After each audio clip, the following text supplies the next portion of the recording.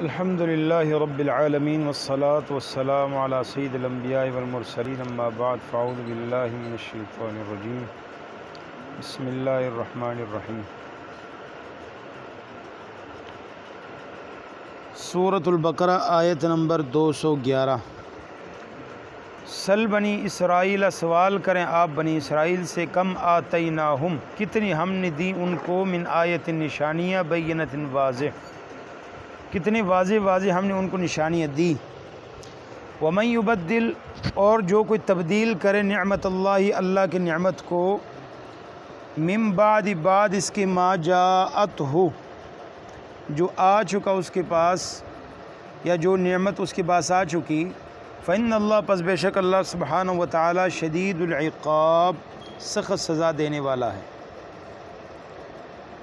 تو اللہ سبحانہ و تعالی فرماتے ہیں کہ یہ جو آپ سے مطالبہ کرتے ہیں ہمیں معجزات دکھائے جائیں، ہمیں معجزات دیے جائیں، ہمیں نشانیاں دکھائی جائیں، تو اللہ فرماتے ہیں بنی اسرائیل سے پوچھو ہم نے کتنے نشانیاں دی ہیں۔ پہلے اس بارے میں آپ پڑھ چکے ہیں، کتنے نشانیاں ان کو دکھائی گئیں۔ عصائے موسیٰ، موسیٰ علیہ السلام کی لاٹھی، جس کے ذریعے سے ہم نے جادوگروں کا توڑ کیا، وہ لاٹھی ان کے سامنے سانپ بن جاتا، اژدہا کی شکل اختیار کر لیتی، اور اسی طرح جو نا وہ اس لاٹھی کے ساتھ سمندر کا راستہ بنا، پتھر سے چشمے نکلے، اور اسی طرح بے شمار ان کے اوپر جو نا وہ من و سلوہ اتارا، اور بادلوں کا سایہ کیا، یعنی کتنی نشانیاں تھیں۔ مردوں کو زندہ کیا، سب کچھ انہیں آنکھوں سے دیکھا۔ تو کیا اتنے نشانیاں دیکھنے کے باوجود کیا وہ ایمان لے کے آئے؟ نہیں، ہر نشانی کے بعد پھر گئے، سارے ایمان لے کے نہیں آئے۔ کیا مطلب ہے؟ مطلب یہ ہے کہ جن لوگوں کی نیت یہ ہو کہ ماننا ہی نہیں ہے، انکار ہی ان کا وتیرہ ہو، تو جتنے مرضی ان کو نشانیاں دکھائی جائیں وہ ماننے والے کبھی نہیں ہو سکتے، انہوں نے کبھی نہیں مانا۔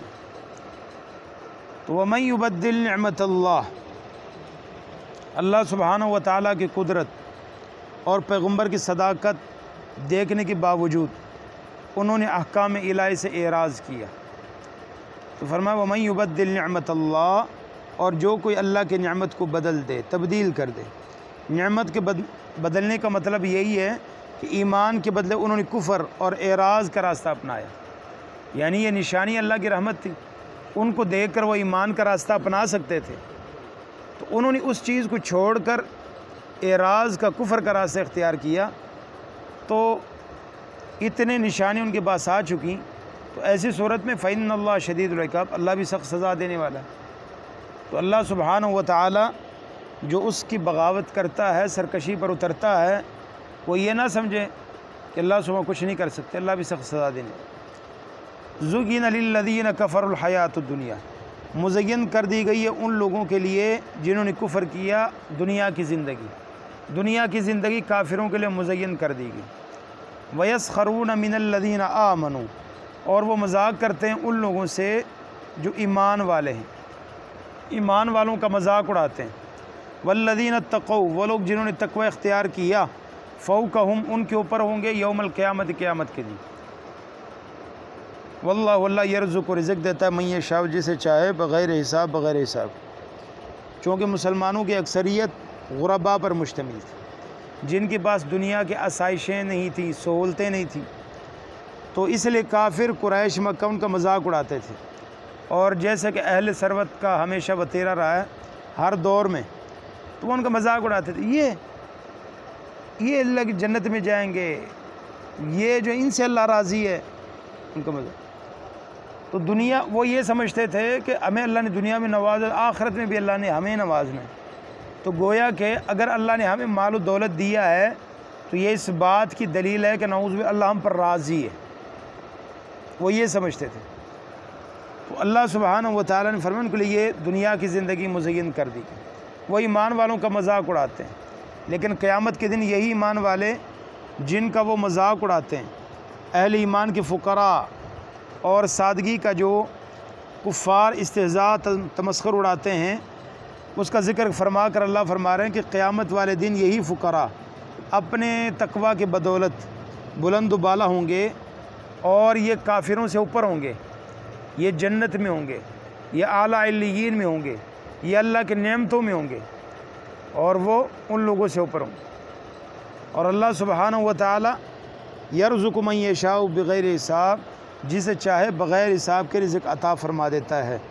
کیا مطلب ہے کہ بغیر حساب کے رزق کا تعلق آخرت کے علاوہ دنیا سے بھی ہو سکتا ہے، کہ دنیا کے اندر بھی اللہ سبحانہ و تعالی کسی کو رزق دے، اس کا حساب ہی نہیں، بغیر حساب۔ اسی طرح اللہ سبحانہ و تعالی نے ان فقراء کی حالت بدلی، ان صحابہ کی حالت بدلی۔ چند ہی سالوں کے بعد اللہ سبحانہ و تعالی نے خزانوں کے منہ کھول دیے، فتوحات کے منہ کھول دیے، اتنے سارے فتوحات، اتنے سارے خزانے آئے کہ اللہ سبحانہ و تعالی نے وہی جو فقراء ہوتے تھے ان کو اللہ سبحانہ و تعالی نے دنیا کی حکومت دے دی، وہ دنیا کے جو ہے نا وہ حکمران بن گئے۔ تو اللہ سبحانہ و تعالی نے پورے دنیا کا ان کو جو ہے نا وہ سلطنت ان کو عطا فرما دی۔ اور جو نبی علیہ السلام کہا کرتے تھے، لوگو لا الہ الا اللہ کہو تملک العرب والعجم، اللہ سبحانہ و تعالی اس کلمے کی برکت سے تمہیں عرب و عجم کا بادشاہ بنائے گا، ملکیت تمہیں عطا کرے گا۔ وہ اللہ سبحانہ و تعالی نے وعدہ پورا فرما دیا۔ واللہ یرزق من یشاء بغیر حساب، اور اللہ سبحانہ و تعالی جسے چاہے بغیر حساب کے رزق دیتا ہے۔ تو اسی طرح نبی علیہ السلام ایک دعا کثرت سے کیا کرتے تھے، سجدوں میں کیا کرتے تھے، اللہم حاسبنی حسابا یسیرا، یہ دعا پڑھنی چاہیے، اللہم حاسبنی حسابا یسیرا، ہر وقت نوافل میں دعا میں کہ اللہ میرا حساب آسان کر۔ تو نبی علیہ السلام نے فرمایا حساب تو ہر بندے کا ہوگا، حساب کے دو قسمیں ہوں گے، ایک حساب یہ ہوگا آسان حساب، اللہ بندے سے پوچھا ہاں جی فلاں کام کیا، فلاں کیا، فلاں کیا، جی اللہ جی جی جی جی کیا، اچھا ختم، یہ حساب ہو گیا، ان کا اقرار کرتا رہا، اللہ نے معاف کر دی سب۔ ایک حساب یہ حساب یسیرا، اور دوسرا جو دوسرا حساب ہے وہ کیا ہے، اللہ سبحانہ و تعالیٰ پوچھیں گے اچھا یہ کام کیا، جی کیا تو کیوں کیا؟ اب کیوں کا جواب اس کے پاس ہوگا ہی نہیں۔ نبی علیہ السلام نے فرمایا یہ کیا، نہ اس کے پاس کیوں کا جواب ہوگا، نہ یہ حساب دے سکتا ہے۔ تو اسی لیے اللہ سبحانہ و تعالیٰ سے دعا کرنا چاہیے حسابا یسیرا، اللہم حاسبنی حسابا یسیرا۔ تو اللہ سبحانہ و تعالیٰ ہم سب کو دنیا آخرت میں بغیر حساب کے رزق عطا فرمائے۔ سبحانک اللہم و بحمدک، اشہد ان لا الہ الا انت، استغفرک و اتوب الیک۔